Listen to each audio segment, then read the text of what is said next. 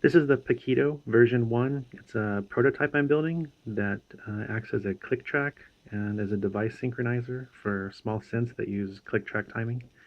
Here, I just want to go over some of the features and tell you where I'm going with it. This is still kind of an alpha version, so there might be some bugs, but all that's going to get fixed. First thing you notice is the digital display that tells you what the current tempo is.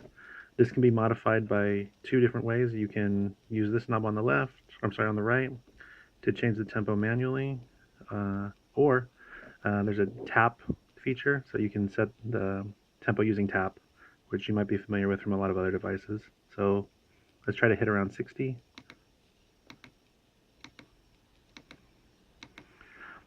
And you can see now the tempo has changed to 61. That's as close as I can get, just guessing.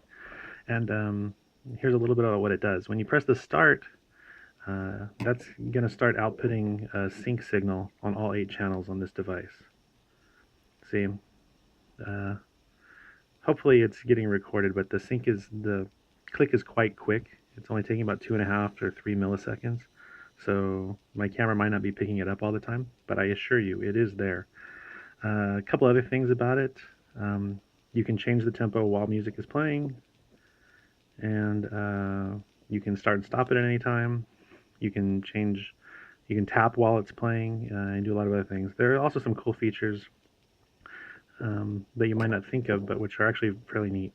So if you turn this one, this goes into per channel. So the number on the left is the channel that you're modifying. The number on the right is a ratio divider.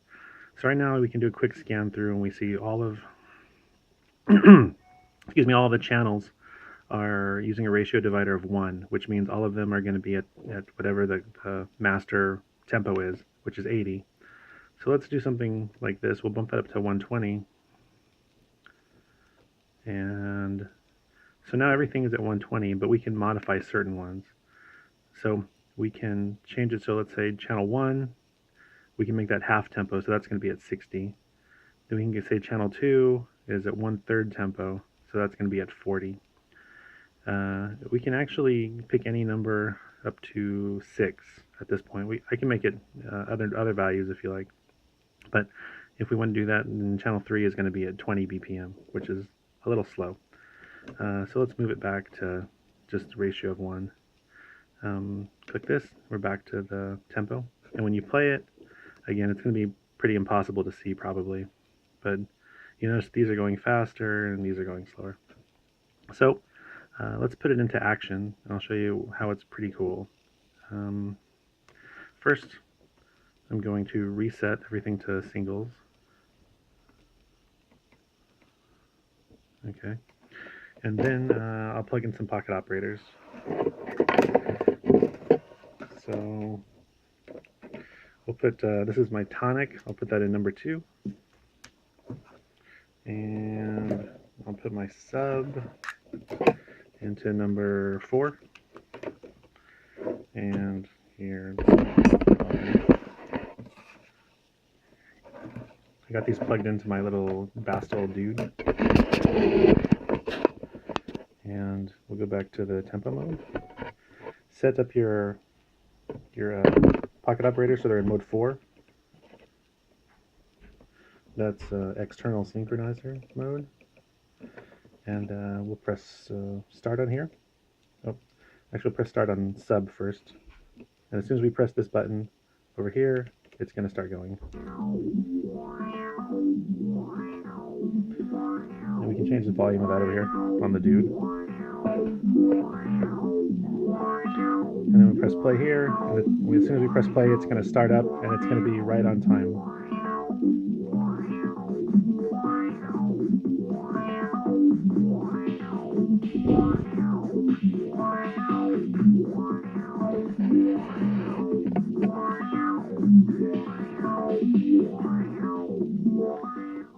So that's kind of interesting. So, but here's another thing we can do with that divisor.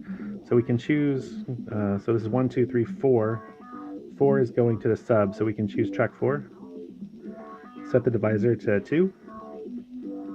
Or 2, come on. So now you can hear that the tonic is still running at full speed, the sub is running at half speed. And now if we want to change the tempo, we can do that as well.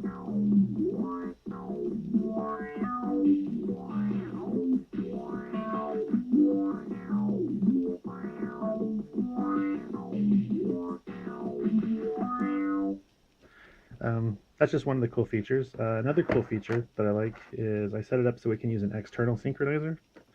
So let's say you want to use like a Korg Volca. See if we can get that in here. So Korg Volca has an external click track. So we can pipe that in from here into the input. And we'll take its output and stick that into port 3 on the dude over here. And here, while we're showing the tempo, we can just click this button, and it's going to choose slave mode. So now the clocking is coming from the Korg Volca, which you can demonstrate like this. Oh, wrong button. This slows down everything.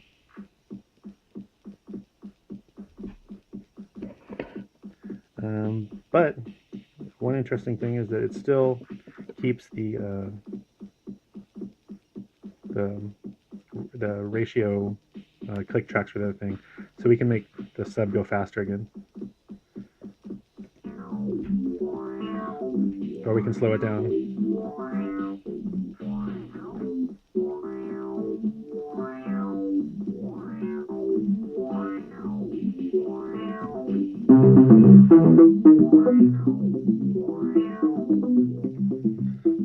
So now that we get a bass line coming from the Volca, but you can still hear that it syncs perfectly with the tonic.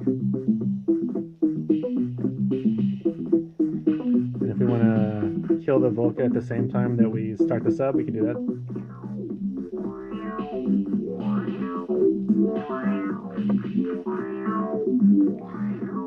And if we want to stop the whole mess, we can go back to internal clocking.